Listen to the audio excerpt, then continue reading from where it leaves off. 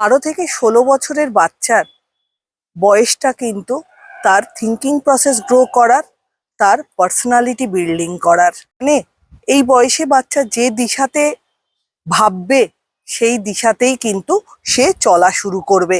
এই বয়সের বাচ্চাদের ক্ষেত্রে কিন্তু তাদের থিঙ্কিং প্রসেস এবং পার্সোনালিটি বিল্ড আপ করার জন্য তাদেরকে কিন্তু বই পড়াটা মাস্ট।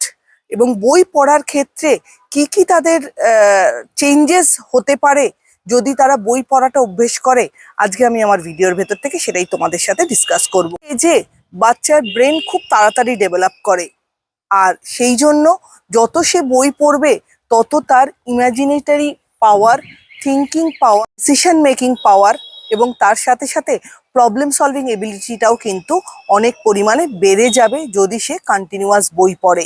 রিডিং যদি একবার সে রপ্ত করে ফেলে, তার সাথে সাথে তার ভোকাবুলারিও কিন্তু খুব ভীষণভাবে ইনক্রিজ করে।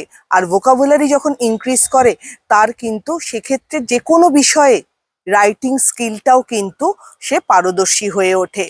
যত তার রাইটিং স্কিলের মধ্যে সে পারদর্শী হয়ে ওঠে, তার ভোকাবুলারি অ্যাক্টিভ পার্ট হিসাবে আইডেন্টিফাই হতে শুরু করে, তখনই কিন্তু তার কথা বলা, তার ওয়ে অফ থিঙ্কিং বা এক্সপ্রেশনের মধ্যে ক্ল্যারিটি, তার সাথে সাথে কিন্তু কনফিডেন্সটাও চোখে পড়ার মতন হয়ে যায়। 12 থেকে 16 বছর বয়সটাই কিন্তু বাচ্চার পার্সোনালিটি ফরমেশন, আমি প্রথমেই বলেছি পার্সোনালিটি ফরমেশনের এজ। এই স্টেজে বাচ্চার বিলিফ সিস্টেম, ভ্যালু সিস্টেম ভীষণভাবে ডেভেলপ করে। এই বয়সটা যেরকম ভ্যালু সিস্টেম, বিলিফ সিস্টেম এইগুলো ফরমেশনের ক্ষেত্রে কাজ করে, সেরকম কিন্তু তার যে অ্যাকচুয়াল ফরমেশন অফ আইডেন্টিটি, এটাও কিন্তু এই বয়স থেকেই বাচ্চার ভেতরে গ্রো করা শুরু করে। তার মানে 12 থেকে 16 বছর বয়সটাই কিন্তু তার আইডেন্টিটি গ্রো করার বা আইডেন্টিটি ফরমেশনের আইডিয়াল স্টেজ।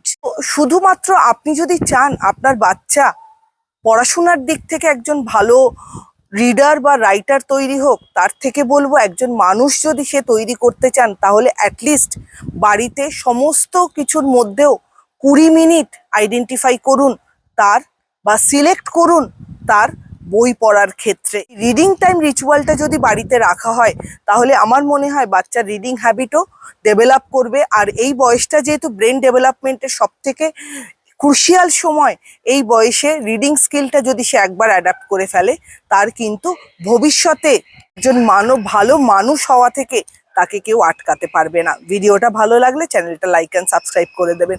সবাই ভালো থাকবেন, সুস্থ থাকবেন। নমস্কার।